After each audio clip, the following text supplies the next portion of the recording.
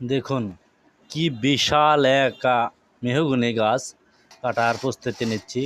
শুরু করা হয়ে গেছে কাটা। প্যারাত দিয়ে প্রথম কাটলাম, এর মাঝে কুড়াল দিয়ে কেটে কেটে সাইজ করে নিয়েছি। এখন দেখেন কত একটা বিশাল গাছ।